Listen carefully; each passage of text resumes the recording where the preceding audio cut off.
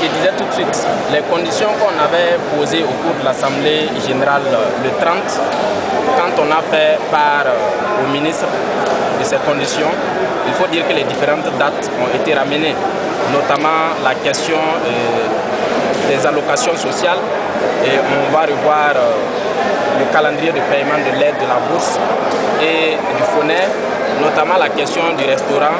Au lieu du 12 comme proposé, on va ramener également cette date au 5. Nous pensons également que c'est acceptable. Et pour les cités universitaires également, au lieu de 12, on va ramener également cette date à partir du 7-8. Il y aura également des cités qui seront fonctionnelles.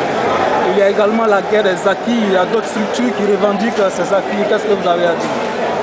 Bon, les structures qui revendiquent les acquis de la lutte que nous avons menée ensemble avec les étudiants au niveau de l'université de Ouagadougou, comme vous-même vous l'avez constaté, je pense que vous avez également, à votre niveau, suivi de bout en bout la lutte que nous avons menée au niveau de l'université de Ouagadougou. Vous savez également qui a mené la lutte, ce sont les étudiants au niveau de l'université de Ouagadougou, et nous pensons que ces acquis reviennent également aux étudiants de l'université de Ouagadougou et non pas à une coordination quelconque. Aujourd'hui, il y a des gens qui faisaient cours et puis là, c'est mené aussi. Est-ce que ça veut dire que désormais, il y aura des AG et il y aura cours en même temps? Est-ce la fin des piquets de grève? Alors, il faut dire que à cette Assemblée générale, nous n'avons pas dit qu'il y a suspension de cours. Mais tout dépendra bien sûr de la situation.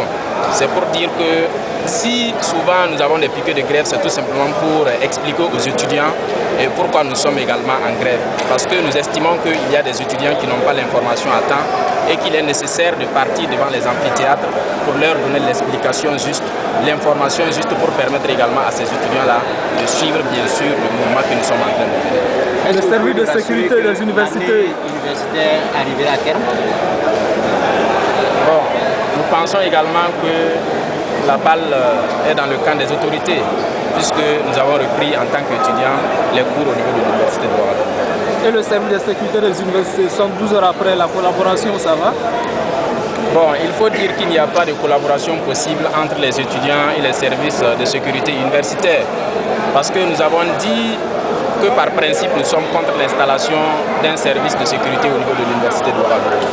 Pour le moment, on s'observe et nous pensons que les services de sécurité seront, comme les autorités l'ont dit, un service de sécurité qui ne va pas réprimer les étudiants. Est-ce qu'il y a eu des concessions de votre part?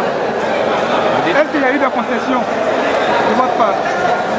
Oui, nous pouvons dire qu'il y a eu des concessions de notre part parce que nous disons que les plateformes revendicatives que nous avons déposées, tous les points n'ont pas trouvé également de satisfaction.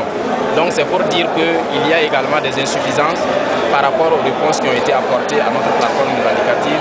Mais il y a aussi ce que nous avons appelé les situations nouvelles, notamment la question des polices spéciales des universités, du service de sécurité universitaire, et notamment le mur qui constitue encore une nouvelle plateforme au niveau de l'université de Ouagadougou.